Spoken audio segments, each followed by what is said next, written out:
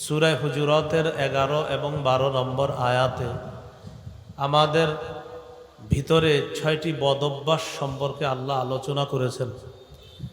1 নম্বর, আমাদের কেউ যেন আরেকজনকে ঠাট্টা না করে, উপহাস না করে, মস্কারা না করে, গ্রাম্য ভাষায় ঠিসারা না করে। 2 নম্বর, একে অপরকে যেন অযথা দোষ না দেয়। 3 নম্বর, একজন আরেকজনকে যেন খারাপ নামে না ডাকে। 4 নম্বর, একজন আরেকজনকে যেন খারাপ ধারণা না করে। 5 নম্বর, কেউ কারো দোষ অনুসন্ধানে কারো পিছনে যেন আমরা না লাগি। 6 নম্বর, আমরা কেউ যেন কারো গীবত না করি। এই 6টি বদঅভ্যাস আমাদের কারো মাঝে যদি থাকে, এই মুহূর্তে যেন আমরা দিল থেকে এগুলা বের করে দিতে পারি। আল্লাহ তৌফিক দান করেন।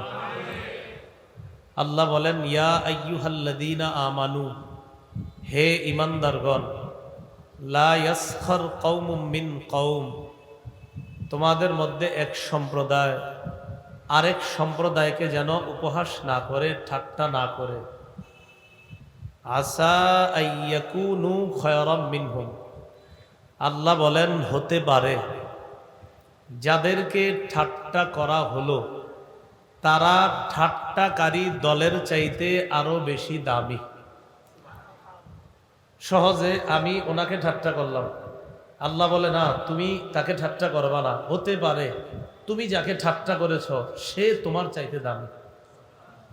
এই জন্য একজন আরেকজনকে যেন ঠাট্টা না করে। ওয়ালা নিসাউম মিন নিসাইন আসা আইয়াকুন্না খায়রাম মিনহুন, একদল নারী যেন অপর দল নারীকে ঠাট্টা না করে।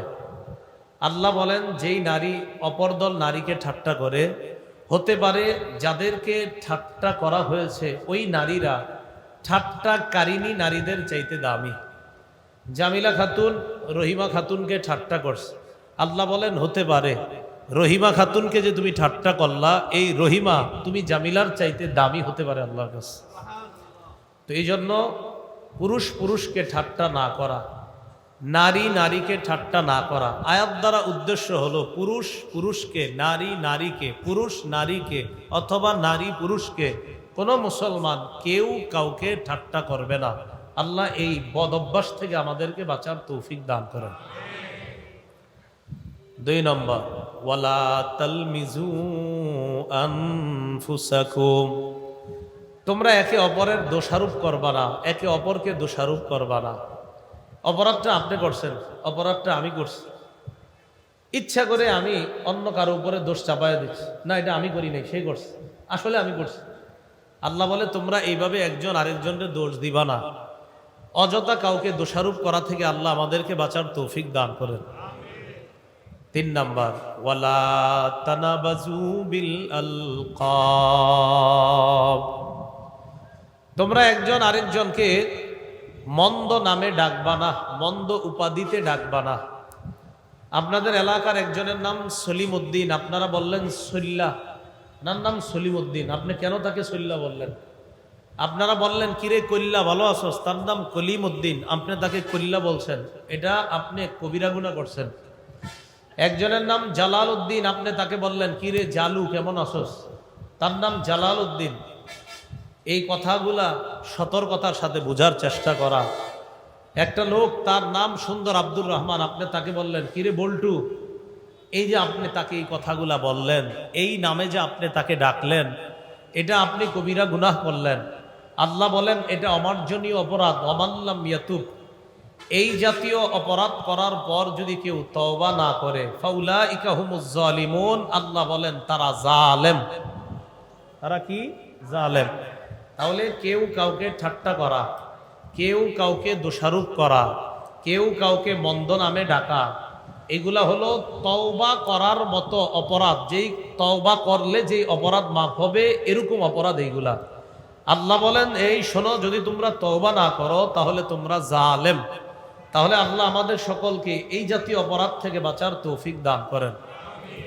4 নম্বর, ইয়া আইয়ুহাল্লাযীনা আমানু ইজতানিবু কাসীরাম মিনাজ-জন।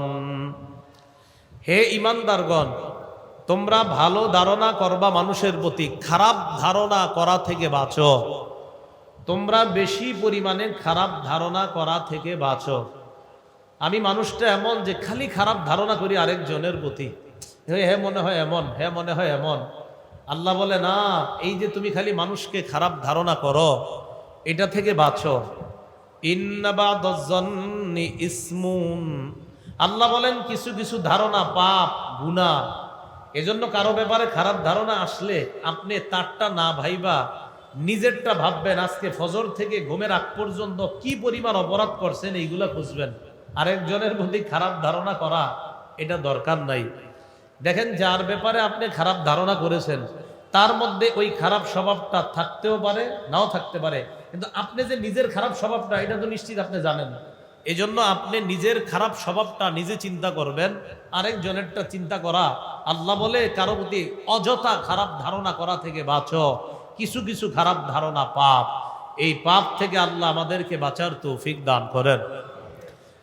খারাপ ধারণা করব না কারো প্রতি, হ্যাঁ ভালো ধারণা রাখবো। বলেন কি ধারণা রাখবো? ভালো ধারণা রাখতে গিয়ে আবার কারো ব্যাপারে অতিরিক্ত বাড়িয়ে বলবো না। ভালো ধারণা রাখতে গিয়ে কারো ব্যাপারে অতিরিক্ত বলবো না। যেমন আপনারা জানেন আমি মাঝে মাঝে 2-4টা হাদিস হয়তো মুখস্থ বলি, এই জন্য আমারে বলে ফেললেন হাফিজুল হাদিস ভালো ধারণা রাখতে গিয়ে। এই যে আমার এটা বলে ফেললেন, এটা হলো এটা ফাইজলামি করা। ভালো ধারণা রাখা ভালো, হাফিজুল হাদিস কইতে আপনার কে কইছে?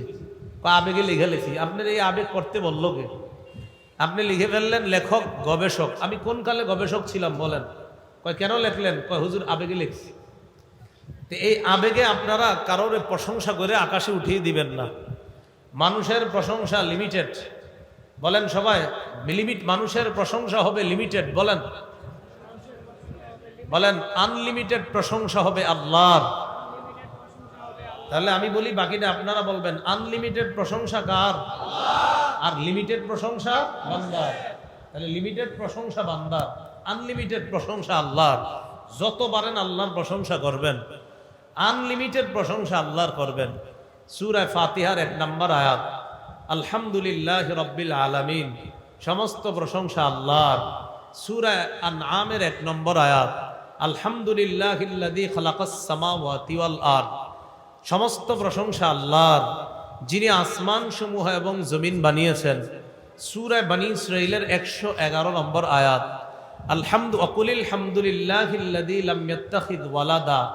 নবী আপনি বলেন সমস্ত প্রশংসা আল্লাহর যিনি কোনো সন্তান গ্রহণ করেননি। সূরা কাহাফের 1 নম্বর আয়াত, আলহামদুলিল্লাহিল্লাযী আনজালা আলা আবদিহিল কিতাব, সমস্ত প্রশংসা আল্লাহর যিনি তার বান্দার উপর কোরআন নাজিল করছেন। সূরা আনকাবুতের 59 নম্বর আয়াত, কুলিল হামদুলিল্লাহ ওয়া সালামুন আলা ইবাদিহিল্লাযীনা ইসতাফা। নবী আপনি বলেন সমস্ত প্রশংসা আল্লাহর। সূরা সাবার 1 নম্বর আয়াত, আলহামদুলিল্লাহিল্লাযী লাহু মা ফিস সামাওয়াতি ওয়া মা ফিল আরদ, সমস্ত প্রশংসা আল্লাহর, আসমান এবং জমিনের সব কিছু যার। সত্যি করে দিল থেকে আওয়াজ দিয়ে বলেন, আসমান আর জমিনের সব কার? আল্লাহ কয় যেহেতু সব আমার, এই জন্য সব প্রশংসা হবে আমার। তা আসমান জমিনের সব কার? এই জন্য আল্লাহ কয় সমস্ত প্রশংসা হবে আল্লাহ। সূরা ওয়াস-সাফফাতের 181-82 নম্বর আয়াত, আমরা যখন মুনাজাত করি, মুনাজাত শেষ করে হুজুর কিভাবে দেখবেন? সুবহানা রাব্বিকা রাব্বিল ইজ্জাতি আম্মা ইয়াসিফুন ওয়া সালামুন আলাল মুরসালিন ওয়ালহামদুলিল্লাহি রাব্বিল আলামিন, সমস্ত প্রশংসা আল্লাহর যিনি বিশ্ব জগতের রব। সূরা মুমিনের 65 নম্বর আয়াত, ওয়াল হাইয়্যু লা ইলাহা ইল্লা হুয়া ফাদউহু মুখলিসিনা লাহুদ্দিন, তিনিই চিরঞ্জীব, তিনি ছাড়া কোনো ইলাহ নাই, তাকে একনিষ্ঠভাবে ডাকো। সমস্ত প্রশংসা ওই আল্লাহর যিনি বিশ্ব জগতের রব। সূরা তাগাবুনের 1 নম্বর আয়াত, আল্লাহ বলেন ইউসাব্বিহু লিল্লাহি মা ফিস সামাওয়াতি ওয়া মা ফিল আরদ লাহুল মুলকু ওয়া লাহুল হামদ। আল্লাহ বলেন আসমান জমিনের সবাই পুত পবিত্রতা বর্ণনা করে আল্লাহর, সমস্ত রাজত্ব আল্লাহর, সমস্ত প্রশংসা আল্লাহর। যেহেতু আসমান জমিনের সব আল্লাহর, আসমান জমিনের সবাই পুত পবিত্রতা বর্ণনা করে আল্লাহর, অতএব আনলিমিটেড প্রশংসা হবে এক সত্তার, তিনি কে?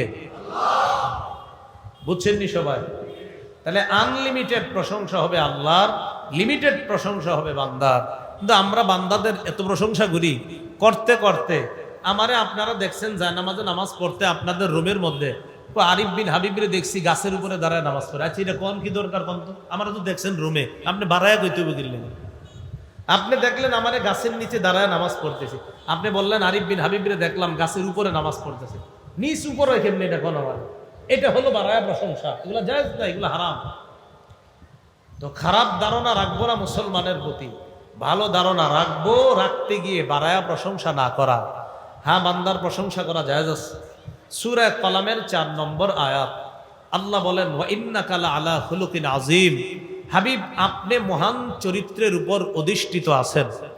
এই এলাকার মধ্যে কোন নাস্তিক যদি কখনো আইসা বলে নবীর চরিত্রে এই সমস্যা ওই সমস্যা, আমার আগে যিনি আলোচনা করছিলেন উনি খুব ভাষণ দিচ্ছিলেন, আস্তে আস্তে শুনতেছিলাম, তো দেখলাম উনি বলতেছিলেন যে অনেকে নবীর ইজ্জত নিয়ে কথা বলে, এই বলে সেই বলে। কোন নাস্তিক যখন নবীর ইজ্জত নিয়ে কথা বলে তখন বলবেন, নাস্তিক ভাইয়া, আপনারে যিনি বানাইছে তিনি বলে দিয়েছেন আমার নবীর চরিত্র সেরা। আপনি বললেও সেরা, না বললেও সেরা, কারণ আপনারে বানানোরা বলছে আমার নবীর চরিত্র সেরা। নাস্তিকরে বানাইছে কে? আল্লাহ। তো বলবেন আপনারা যিনি বানাইছে উনি বলছে আমার নবীর চরিত্র মহান, অতএব আপনি এনে হাউমাউ করে কোনো লাভ নাই। নবীর চরিত্র মহান, এটাই চূড়ান্ত কথা। এটা কেউ মানলেও চূড়ান্ত কথা, না মানলেও চূড়ান্ত, কারণ ঘোষণাটা আল্লাহ। তো মানুষের প্রশংসা করলেন নবী, আল্লাহ নবীর প্রশংসা করলেন। সূরা আলী ইমরানের 39 নম্বর আয়াত, জাকারিয়া নবীর সন্তান ইয়াহইয়া নবীর প্রশংসা আল্লাহ করেছেন। জাকারিয়া নবী বয়োবৃদ্ধ হয়ে গিয়েছেন, স্ত্রী বয়োবৃদ্ধা, সন্তান হয় না। মারিয়ামের ঘরে বেমৌসুমি খাবার দেখলেন, খাবার দেখা জাকারিয়া নবী আল্লাহর কাছে দোয়া করলেন, রব্বি হাবলি মিন লাদুনকা যুররিয়াতান তাইয়্যিবা। আল্লাহ, আপনার পক্ষ থেকে আমাকে একজন পবিত্র সন্তান দান করেন। মনে রাখেন, রব্বি হাবলি মিন লাদুনকা যুররিয়াতান তাইয়্যিবা। এই আয়াতটা সূরা আলী ইমরানের 38 নম্বর আয়াত, 3 নম্বর পারা, হাফিজি কোরআন অনুযায়ী 14 নম্বর পৃষ্ঠার একদম শুরু লাইনটা, রব্বি হাবলি মিন লাদুনকা যুররিয়াতান তাইয়্যিবা। আল্লাহ রব, আপনি আপনার পক্ষ থেকে আমাকে একটা পবিত্র সন্তান দান করেন।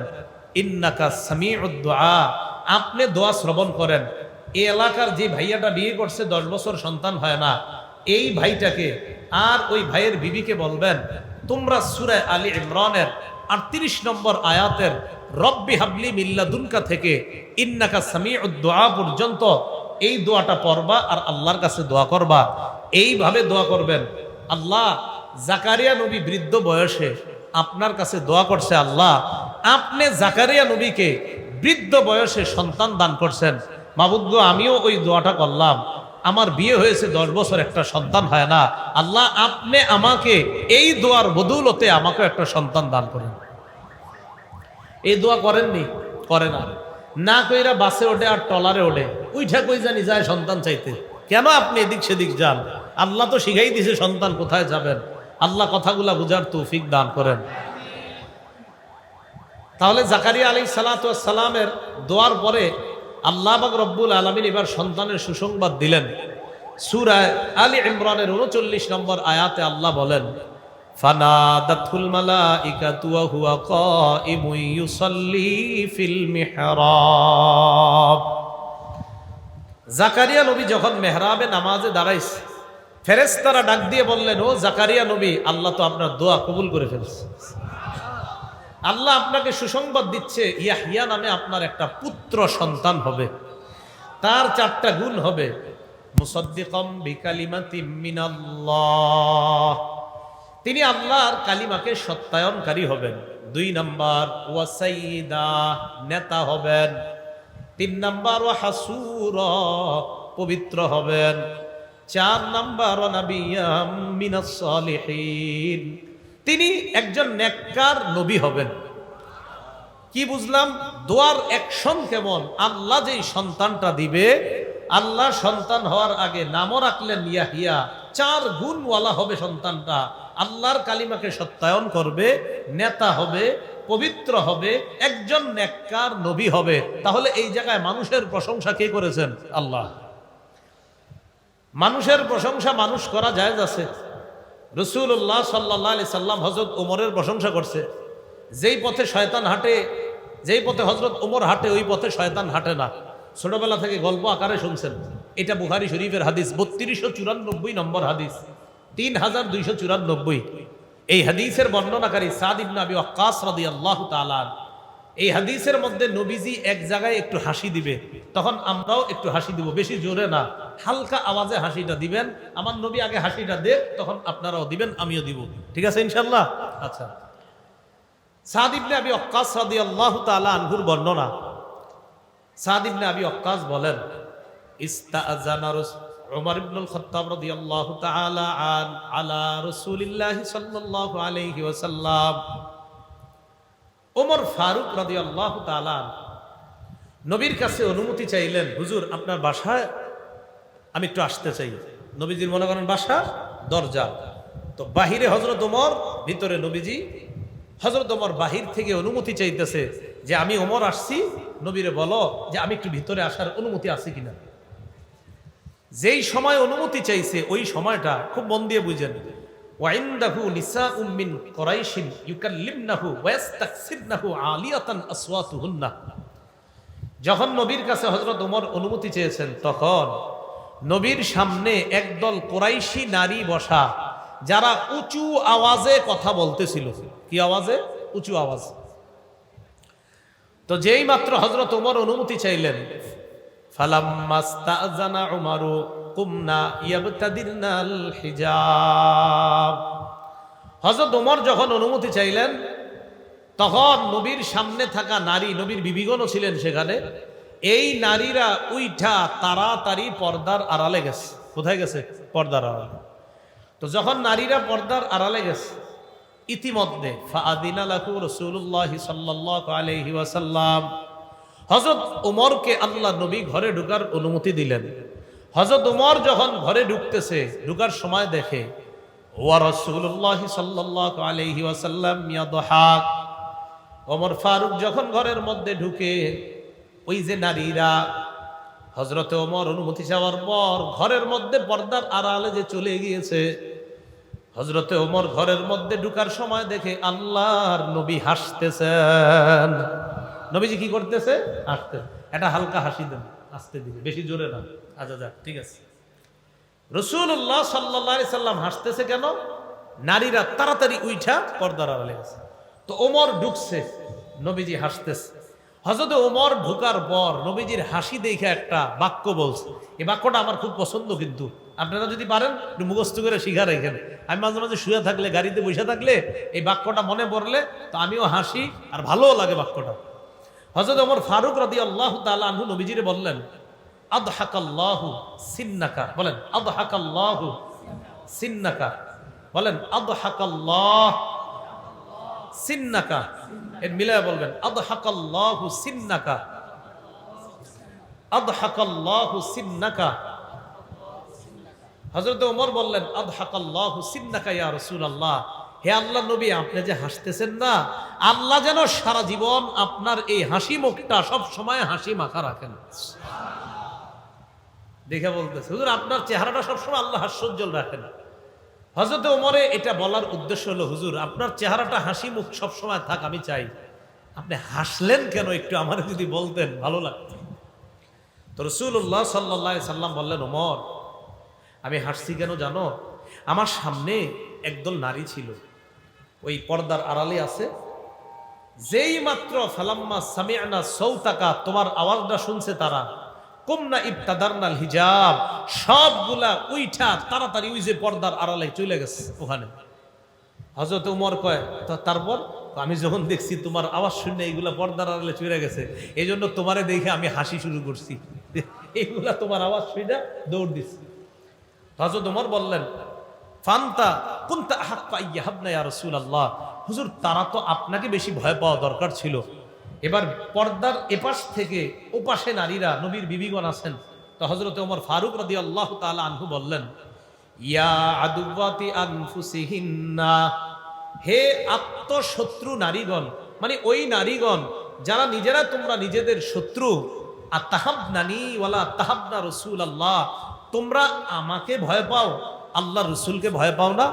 এই প্রশ্ন করার পর পর্দার আড়াল থেকে নারীরা যে জবাবটা দিছে এটা শুনলে আপনাদের হাসি উঠবে।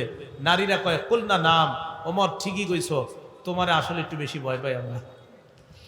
তো হযরতে ওমর কয়, আমারে বেশি ভয় পাওয়ার কারণ, কয় আনতা আফাদ্দু ও আগলাযু মির রাসূলিল্লাহি সাল্লাল্লাহু আলাইহি সাল্লাম, তুমি নবীর চাইতে একটু কঠিন ভাষা কও আর একটু কঠোর বেশি, তো এজন্য তোমার সামনে কিছু কইতে পারি না, নবীর সামনে সহজে কিছু কইতে পারি, তুমি একটু কঠিন মানুষ। এইটা শুইনা রাসূলুল্লাহ সাল্লাল্লাহু আলাইহি সাল্লাম হযরত ওমরকে যা বললেন, ওয়াল্লাযী নাফসি বিয়াদি মা লাকিয়াকা শাইতান ক্বাদ তুসালিকান ফাজ্জান ইল্লা সালাকা ফাজ্জান গায়রা ফাজ্জিক, আল্লাহর কসম যার হাতে আমার জান, ওমর তুমি যেই রাস্তায় আসো, ওমর আসতেছে আর শয়তানও এই রাস্তায় রওনা করছে। মা লাকিয়াকা শাইতান ক্বাদ তুসালিকা, তুমি আসতেছো, শয়তান যাইতেছে, তোমারে শয়তান দেখছে, দেখার সাথে সাথে ইল্লা সালাকা ফাজ্জান গায়রা ফাজ্জিক, তোমার রাস্তার পরিবর্তে এই রাস্তা থেকে তাড়াতাড়ি সরে শয়তান অন্য রাস্তা ধরে, তোমার রাস্তায় শয়তান আর হাঁটে না, আরেক রাস্তা দিয়ে হাঁটা শুরু করে। এই জন্য নবী বলছেন, আমার ওমর আল্লাহর বিধান পালন করার ক্ষেত্রে সবচেয়ে কঠিন। হযরত ওমর ওই ব্যক্তি, হক এক পাশে রাখবেন, বাতিল আরেক পাশে রাখবেন, হক বাতিল দুই পাশে, মাঝখানে দাঁড় করায় দিবেন। তিনি হলেন হযরত ওমর ইবনুল খাত্তাব। বাতিল হকের সাথে লাগবে না, হক বাতিলের সাথে লাগবে না। ওমর তো ওমর, হক হক, বাতিল বাতিল। বাতিলের ক্ষেত্রে ওমর ঘুষি মিশি, ইনিয়ে বিনিয়ে, এমন তেমন ওমর, এগুলো হযরত ওমর বুঝতেন না। হক বাতিল মাঝে দাঁড় করাবেন, তার নাম ওমর, একদম সোজা সাপটা। তো ওমর ফারুক রাদিয়াল্লাহু তাআলা আনহুর প্রশংসা করলেন নবীজি। মানুষের প্রশংসা করা জায়েজ আছে, রাসূলুল্লাহ সাল্লাল্লাহু আলাইহি সাল্লাম বাড়ি করলেন না, যতটুকু প্রশংসা দরকার ততটুকু করলেন। আবু বকর সিদ্দিক রাদিয়াল্লাহু তাআলা আনহু দেখেন, সাহাবীদের প্রশংসা যখন করা হতো তারা বিনয়ী হতো, আর আমাদের প্রশংসা করলে আমরা আরো অহংকারী হই, আরো ভাবসাব বাড়ে, পাঞ্জাবিটা আরো আগের চাইতে বেশি নড়াচড়া করে।